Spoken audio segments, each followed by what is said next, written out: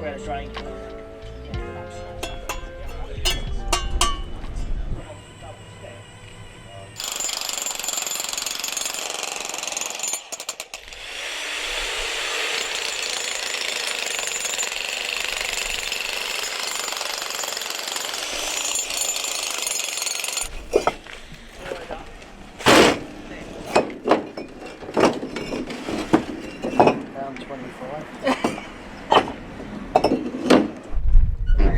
Do you want me to whack another load down?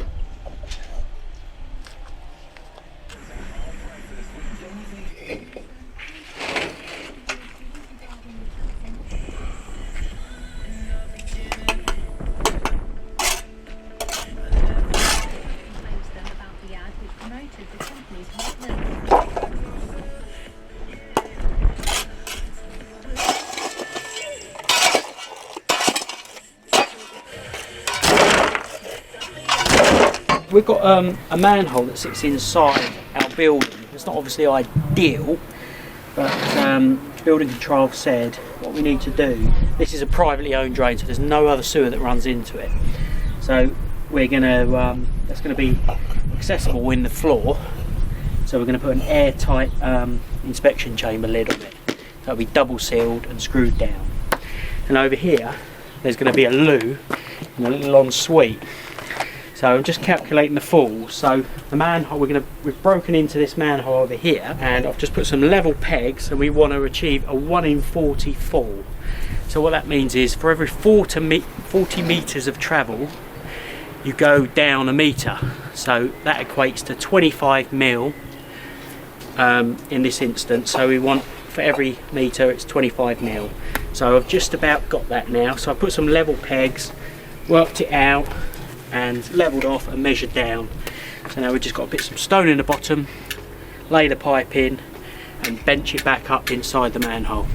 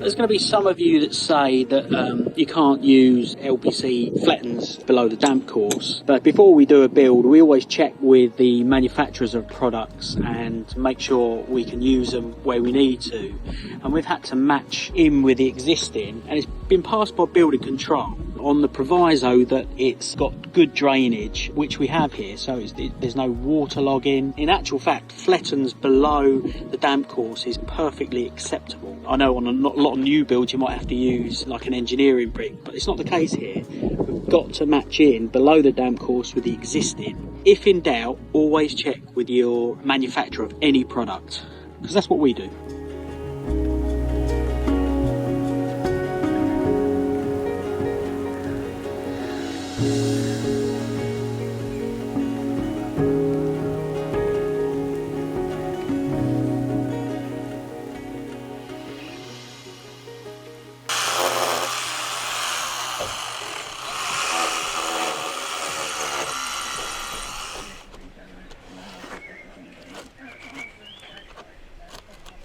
Sorry? Got them wide up down there when you put in.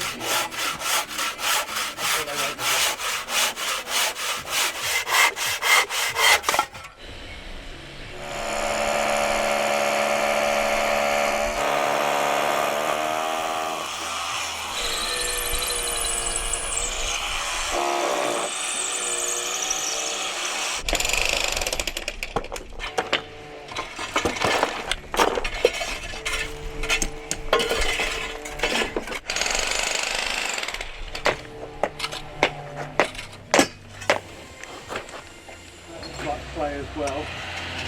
Is it a special play sign?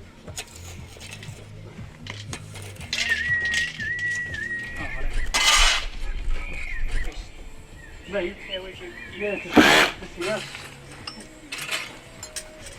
I can't see mine off. It's still massively under the low.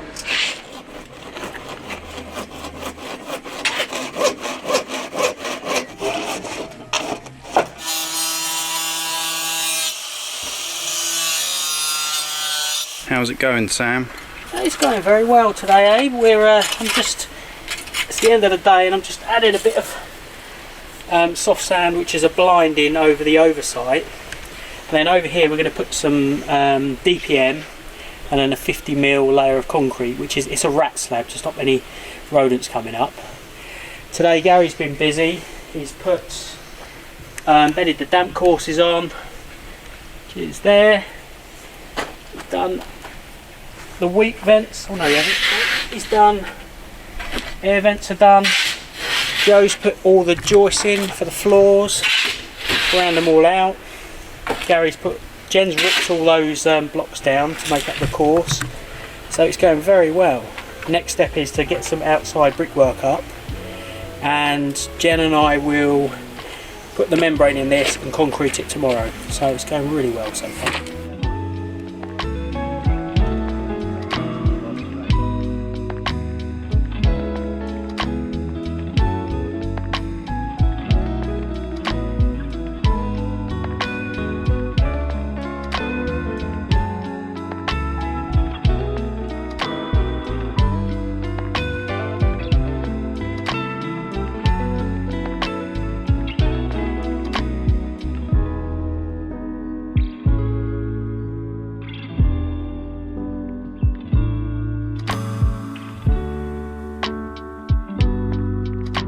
Right, so what we've been doing today, we've had to actually cut into the house, so we've cut an open. So we've put a pair of concrete lintels up here, and this is going to be an opening into what will be a utility room.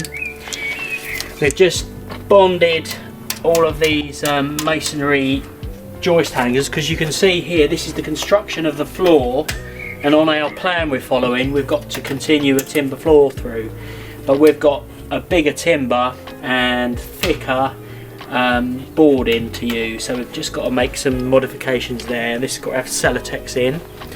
Gary's still working on the brick and block work, so he's cracking on really well. Joe's been in and he's marked out all the windows so we can get them on order. And here is where there's going to be a stud wall here, but we're going to OSB it because we're going to hang kitchen units on, so that will make it really rigid.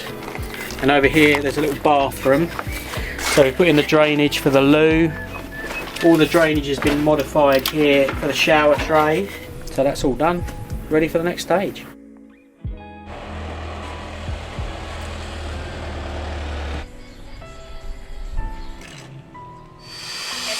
Using your head.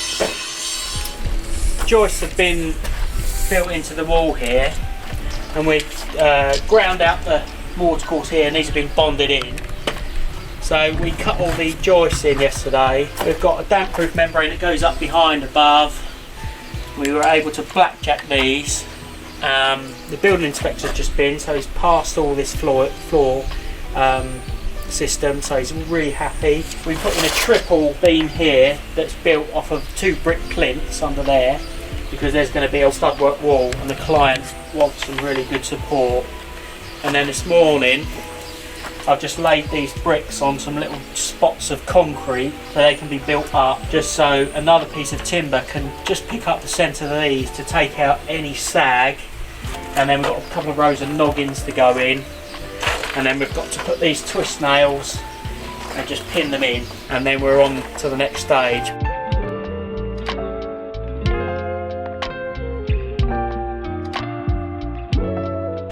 Tomorrow Gary wants to start building up these inside blocks, so we're putting in some temporary boards in, so he's got a nice platform to work around. There's a window there, so yeah, so he's got everything close at hand.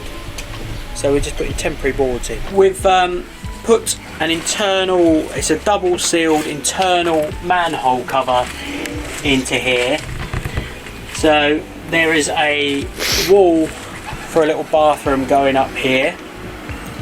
So the idea is in this room, the flooring will have a little hatch that screws down. Then if need be, you're able to lift these tabs up, lift that up and just slide it over. So there's just enough room. So that's what another little job we did yesterday. So we concreted a new ring round it, filled the manhole cover up, and that's all tickety-boo now, so no gases can get out, and that will sit under the floor.